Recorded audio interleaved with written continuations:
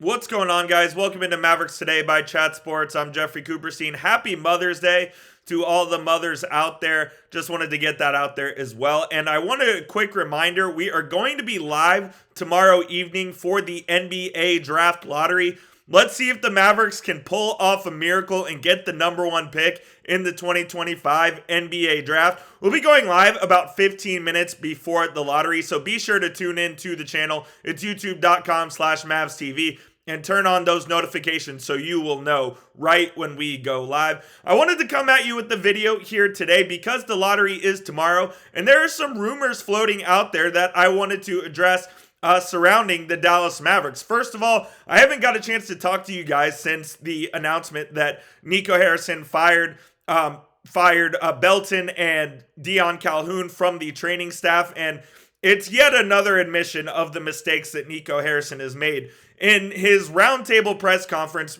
right before the end of the regular season, he remarked that his training staff was elite and the guys that he brought in were better. Well, Tim MacMahon of ESPN wrote a whole expose basically on the training staff, and this guy Belton, who they ended up firing, wasn't even an NBA certified trainer. The Mavericks brought him in to try and be a part of the new age performance staff, and he just didn't work out. He was constantly clashing with other members of the performance staff, and he was let go. Dion Calhoun, who was with the Mavericks for a long time, I believe almost 20 years, he was promoted to head athletic trainer in 2019 when Casey Smith was promoted to director of player and health performance. And now Dion, who was part of the old guard, is no longer with the Mavericks team. And that kind of seems to be NIco Harrison's MO, is if you are a part of the old guard of the Dallas Mavericks old regime, you will not be a part of this team going forward. And I think NIco used this failure of a season as an excuse to let Dion go, and it wouldn't shock me whatsoever if the New York Knicks were to hire Dion Calhoun almost immediately. That's where Casey Smith is.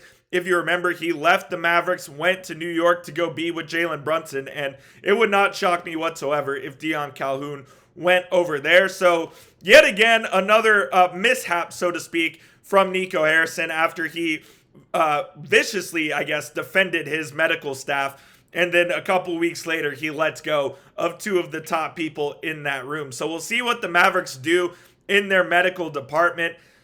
It's just another shit show of a situation from the Dallas Mavericks there, man. If you're fed up with the Mavericks and how this organization is being ran, let me know down in the comment section what you guys think.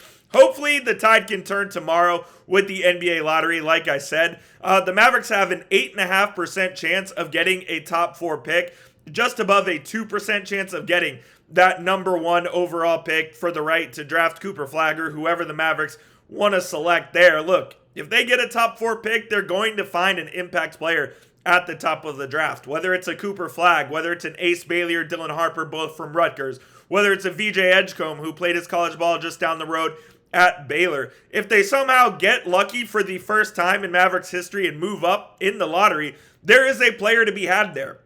If they stay at 11, I still think there are a few good players that they could end up getting. I really like Jeremiah Fears, but the more that I'm seeing of Fears, the less I believe he's actually going to be available for the Mavericks to take there with the 11th overall pick, as his draft stock is really rising. There are a couple of guys that are currently playing in the EuroLeague that I really like. Nolan Traore, a guard who can kind of defend really well as well and distribute the ball at a pretty high level. Really like him. And then Noah Esenge is a forward who we talked about earlier on the channel as well, is a guy I like who's playing over in Europe. I like Igor Demin out of BYU. He's kind of a Luka-like passer. He really can't shoot as well as Luka can, but he definitely has a full passing range.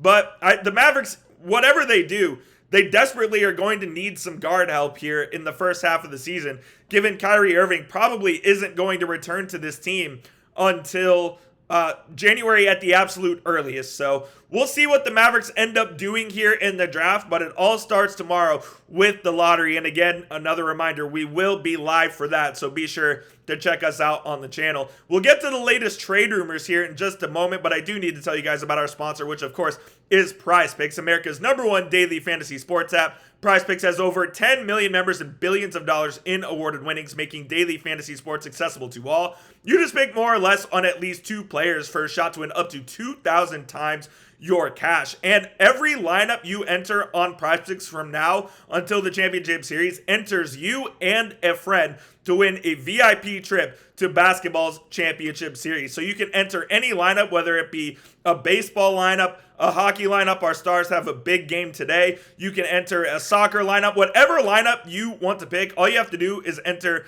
a lineup of more or less on 2 to 6 player stat projections. You can win some real money in real time. All you have to do is use the code CLNS when you go to prizepicks.com to get a $50 bonus when you play your first $5 lineup. You don't even need to win to receive that bonus. It is guaranteed. Again, download the PrizePicks app and use code CLNS to get a $50 bonus when you play your first $5 lineup. That link will be in the comments and the description of today's show. It is PrizePicks. Run your game. So another thing that Tim MacMahon brought up over the weekend that I thought we had to address here on Mavericks Today is he thinks that Daniel Gafford is going to want starter level money on his next contract. Now, Daniel Gafford is going into the final year of his contract this season, and that could mean that the Mavericks might move him this offseason. I could absolutely see it if they don't want to extend Gafford and give him the $17 to $20 million a year that he's probably seeking, which is basically the going rate for a starting center on the open market. I could see the Mavericks moving Daniel Gafford this season. Now, I know the Mavericks love the depth that they have at center with the Derek Lively and Daniel Gafford duo, followed by Dwight Powell as a break glass in case of emergency, and they want to try to keep that at all costs. But if the opportunity presents themselves for a deal that they can't pass up, I could see them moving on from Daniel Gafford. I love Gafford. I love what he contributed, especially in the 2024 playoffs en route to the NBA Finals. But if he's not going to sign an extension here with the Mavericks on a deal that makes sense for Dallas going forward, it wouldn't shock me if Daniel Gafford is no longer a part of this team come the middle of October when the Mavericks are tipping up. And that also leads to PJ Washington, who is also on the final year of his contract. And with the Mavericks playing with Anrhony Davis at the 4, Derek Lively at the 5. Again, if they want to keep Daniel Gafford, they have Gafford there as well. Washington at the 3, while I really like it, it's kind of, you're trying to fit a square peg into a round hole there. I think Washington is primarily a 4 in this league, and I know the Mavericks want to be like the biggest team in the NBA, play Klay Thompson at the 2, Washington at the 3, Davis at the 4, and then a center, whether it be Gafford or Lively, at the 5. But that's probably not Washington's best long-term role. I think his best long-term role is at the 4 position, but now that the Mavericks have Anrhony Davis, who is locked in for the next 3 seasons, and they don't want AD to play the 5 very often because that's just not his best position, and when you play the 5, you're prone to more injury because you're taking more contact there. So it wouldn't shock me if either of Daniel Gafford or PJ Washington were moved this offseason in any particular deals to try to upgrade this roster and try to make a different move. Try to reshuffle the deck here, so to speak, for the Dallas Mavericks going forward. We love both of them. Look, I love PJ Washington to stand on business. He loves Dallas. He's a Dallas native, went to high school here. I think he wants to be here long term. But it doesn't necessarily fit the Mavericks roster profile and exactly what they need. So we'll see what happens here in the coming weeks and months. But the main focus right now is going to be the NBA lottery. But to wrap up today's show, let me know if you could only pick one. Who do you want to keep on the Mavericks roster? If you think you want to keep Daniel Gafford, type 21. If you think you want to keep PJ Washington, type 25 down in the comment section. And that's going to do it for today's show, guys. Appreciate you tuning in here on a Sunday morning / afternoon. Happy Mother's Day to all the moms out there, and we'll see you soon here on the channel live tomorrow for the lottery. Bring us some good luck. Wear your good luck socks, baby. And we'll see you soon here on the channel.